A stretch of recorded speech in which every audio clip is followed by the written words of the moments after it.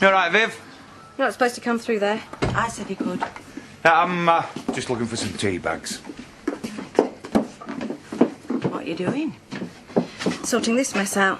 The place is a complete shambles. Oh, no, it isn't. All the labels on the products should face outwards for the convenience of the customers. Don't be ridiculous. I mean, it's obvious that's a tin of peas, whatever way it's facing. Oh, typical slovenly thinking. You never get away with that in prison. Well, I've no intention of going to prison. I'll have you know, I ran the tuck shop so successfully, I got a letter from the governess commending me on my sense of order and attention to detail. Well, I think it's a waste of time. You can think what you like. This is my shop and I'll do what I like.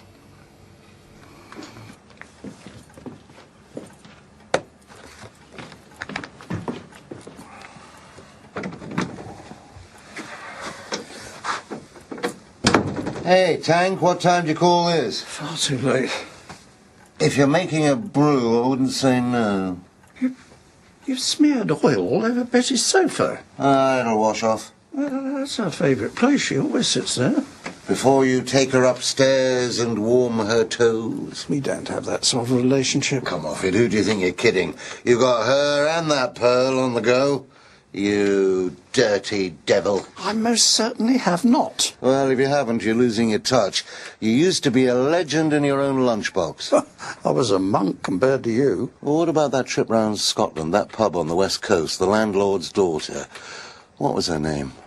I don't recall. Fiona Jackson. Blue eyes, red hair, purred like a finely tuned 1000cc engine. You jammy devil. I suppose she was rather charming. She was a belter. Are you making that brew or not?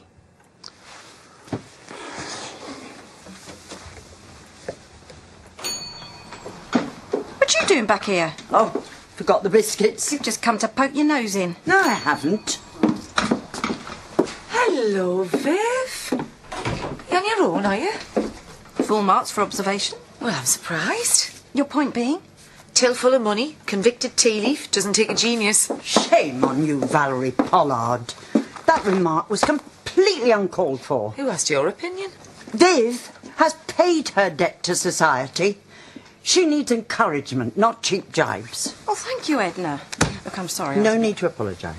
They warned me about this before I was released. Petty-minded people thinking it's clever to mock. A dozen second-class stamps, please.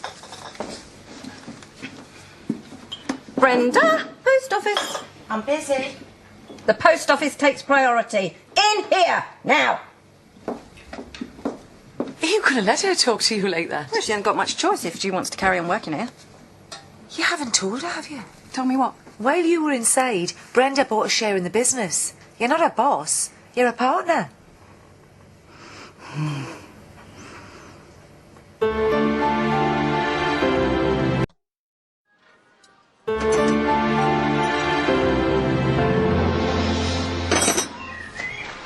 I don't know how you manage it. Covered in oil and you still look gorgeous. Oh, you're all right. Oh, I mean it. Here, put your spanner down and let me buy you lunch. I've got 3 more to do after this. You can spare me half an hour. Sorry. Okay. How about dinner tonight? I don't know. Like to eat, bottle of wine, we'll have a laugh. I've got Sarah. It's complicated. Okay. I can take a hint. But it doesn't have to be complicated. It could be fun. Still might be. It's up to you.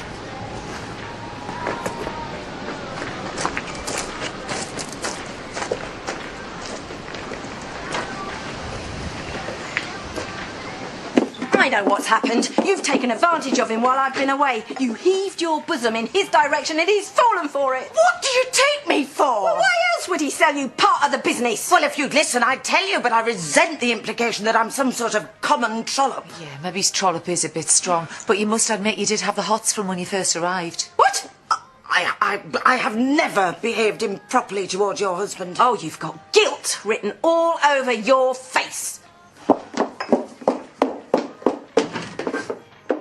Bob, I want a word with you. Shh. Let's put the twins down.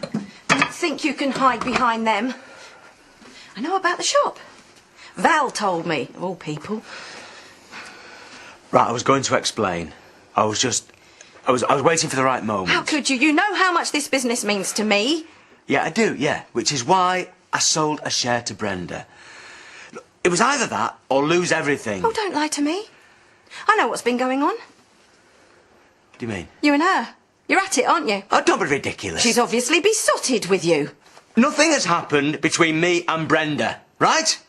In fact, you shouldn't be slagging her off. You should be thanking her. Oh, what, for stealing my husband and my business? No, I'm not having that. You know, you have got no idea how hard it has been trying to keep this place afloat.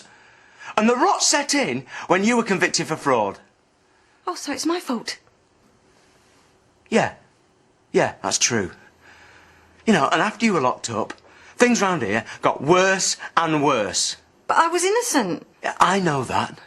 And you know that. But the rest of the world think you're a crook.